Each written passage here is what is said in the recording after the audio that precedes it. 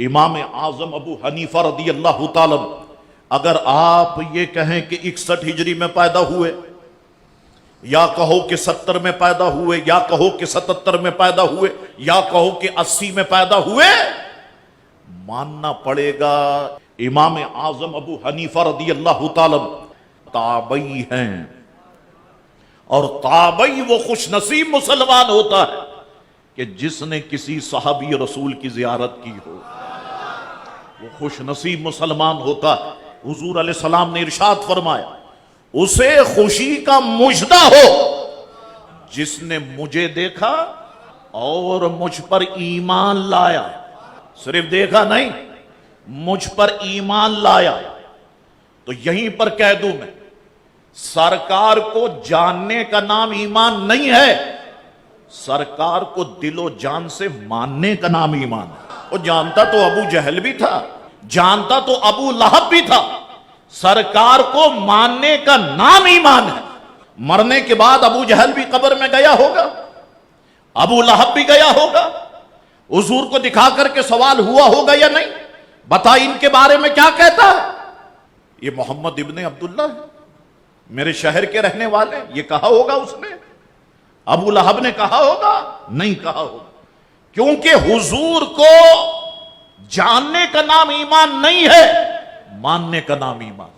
آج 1400 سال کے بعد کوئی سنی مسلمان مرنے کے بعد قبر میں پہنچتا ہے، حضور کو دکھا کے جب پوچھا جاتا ہے بتا ان کے بارے میں کیا کہتا ہے، وہ کہتا میرے آقا نبی رحمت صلی اللہ علیہ وسلم۔ اب کوئی کہے کہ حضور کو دیکھا ہی نہیں تو حضور کو پہچانیں گے کیسے؟ میرے والد محترم علیہ رحمہ یہیں جمعے کے خطبے میں ارشاد فرماتے تھے بات یہ ہے کہ اللہ نے جیسا حضور کو بنایا ویسا کوئی ہے ہی نہیں، ویسا کوئی ہے ہی نہیں۔ محبوب بن کے آیا وہ رب ذوالجلال کا، ثانی نہیں ہے کوئی آمنہ کے لال کا۔ اللہ اکبر، شان ہے حضور علیہ السلام، جس نے مجھے دیکھا اور مجھ پر ایمان لایا۔ سرکار فرمانے اسے خوشی کا مژدہ ہو جس نے مجھے دیکھا مجھ پہ ایمان لایا، اور اسے جس نے میرے دیکھنے والے کو دیکھا۔ زیارت مصطفیٰ کریم کتنا بڑا اعجاز ہے، جو حضور کے دیکھنے والے کو دیکھ لے اسے رسول اللہ خوشی کا مژدہ سنا رہے۔ اللہ اکبر۔ اور ایک حدیث میں حضور نے فرمایا اس مسلمان کو آگ نہیں چھوئے گی جس نے مجھے دیکھا یا میرے دیکھنے والے کو دیکھا۔ اللہ اکبر۔ علامہ ابن حجر مکی رحمت اللہ علیہ فرماتے، علامہ ذہبی سے منقول صحیح روایت سے ثابت کہ ابو حنیفہ رضی اللہ عنہ نے بچپن میں حضرت سیدنا انس ابن مالک رضی اللہ عنہ کا دیدار کیا۔ ایک روایت میں امام اعظم خود فرماتے میں نے کئی مرتبہ حضرت سیدنا انس ابن مالک رضی اللہ عنہ کی زیارت کی، کئی مرتبہ زیارت کی۔ وہ سرخ خضاب لگایا کرتے تھے، میں نے ان کی زیارت کی ہے، وہ سرخ خضاب لگایا کرتے۔ مہندی لگاتے ہو؟ امام صاحب فرماتے ہیں میں اپنے والد محترم کے ساتھ 96 ہجری میں حج کرنے کے لیے گیا، اس وقت میری عمر 16 سال تھی۔ تو اب واضح ہو گیا کہ امام اعظم 80 ہجری میں پیدا ہوئے، خود فرما رہے میں جب گیا 96 میں، اس وقت میری عمر 16 سال تھی۔ اس وقت میں نے ملاحظہ فرمایا ایک بزرگ کے گرد لوگوں کا ہجوم ہے۔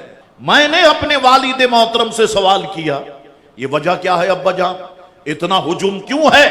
تو میرے والد محترم نے کہا بیٹا یہاں ایک صحابی رسول ہے اور یہ سارے لوگ ان کی زیارت کر رہے ہیں، ان کی باتوں کو سماعت فرما رہے ہیں۔ اللہ اکبر۔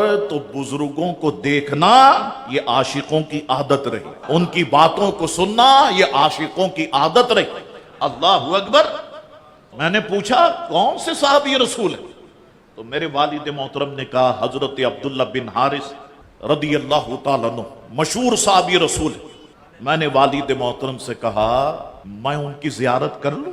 تو میرے والد مجمع کو ہٹاتے ہوئے آگے بڑھے اور میں عبداللہ ابن حارث رضی اللہ عنہ کے سامنے آ گئے. ان کی زیارت. کن کی زیارت کی؟ جنہیں رسول اللہ نے دیکھا اور جنہوں نے رسول اللہ کو دیکھا. اللہ اکبر. ان کی زیارت کی اور ان کی زبان ناز سے میں نے 2 حدیثیں سماعت فرمائی. وہ فرما رہے تھے، حضور نے فرمایا جو شخص اللہ کے دین کی کوئی بات سمجھنے کی کوشش کرتا ہے تو اللہ تعالیٰ اس کے مقاصد اور اس کے رزق میں اتنی کشادگی بخشے گا کہ اس کے وہم و گمان میں بھی نہیں ہوگا.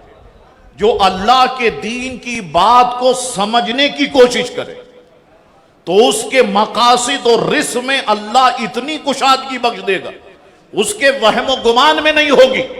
اور جو اللہ کے دین کی بات کو سمجھ کر سمجھانے کی کوشش کرے، سمجھا دے، مجھے بتاؤ ان کے مقاصد میں کتنی برکتیں ہوں، ان کے رزق میں کتنی برکتیں ہوں.